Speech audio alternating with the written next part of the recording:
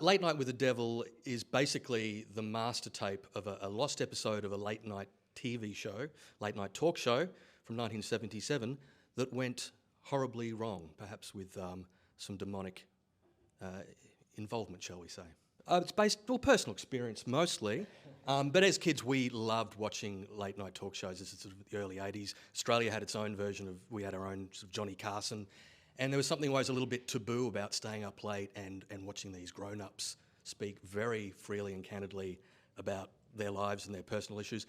And I don't know, just that tension of that late night experience, I don't know, found its way into us talking, about this idea. I think originally we wanted to make a film about a live seance, but it evolved into this weird melange of late night talk shows and 70s horror movies and yeah. Well, first, I got the script. And when you're navigating that journey and producers or casting directors are sending you scripts, oftentimes that's a large investment of time.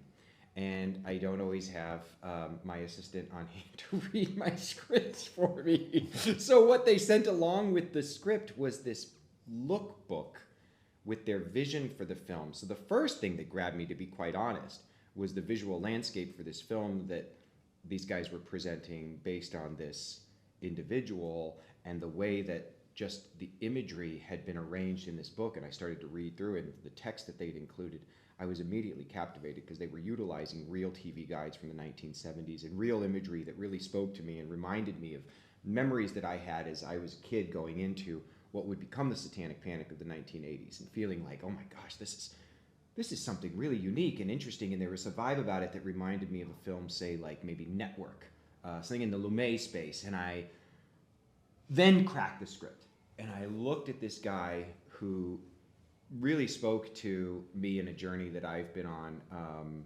because there's this pressure when you're someone who's in the spotlight a great deal, and this sense that you have to present something to the public.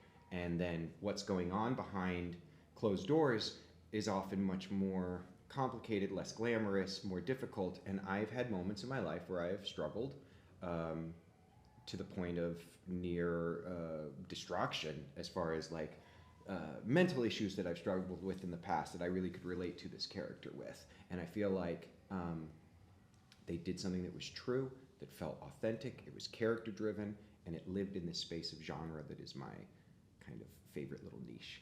Well, Don Lane is this late night talk show host who was an Australian Johnny Carson of the 1970s and 80s that these fellas grew up watching.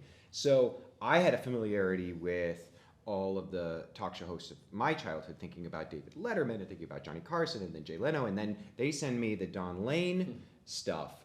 And there was this interesting connectivity, as separate as he was from him, to like maybe what Morton Downey was at a certain point, as far as like trying to shock to get the ratings. And there's this desperation, this hunger, this need for the eyeballs, this need, like you see it today with TikTok or with Instagram or social media, and I'm as guilty of it as I think anybody can be, with this desire to be like, am I being noticed? Am I being seen? And I feel like watching those Don Lane tapes and his passion and commitment to elements that lived in more of the fray. I'm also a kid who grew up listening to Coast, and I love the esoteric and strange, so Don Lane was really obsessed with the supernatural.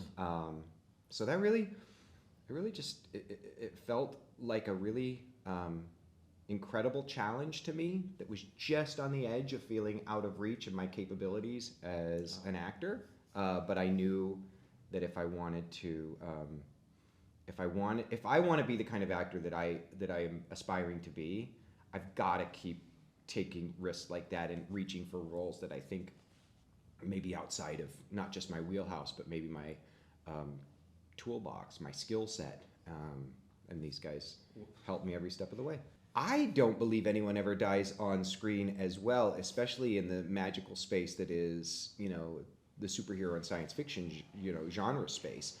James did, I will say, create a story arc that was so powerful for Abner, this character who is so near and dear to my heart, who also was somebody that lived right under my skin. when he ultimately met his demise. I believe through my communication with James that seeing that end for him was the final chapter for Abner.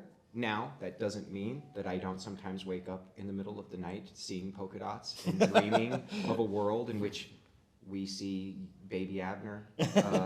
We see, what would teenage Abner look? Teenage Abner would have looked a lot like teenage David, you know? I think that there's, that would be a really interesting, there's young Sheldon, which is a really successful spin-off. Maybe there's young Abner. Abner the early Yeah.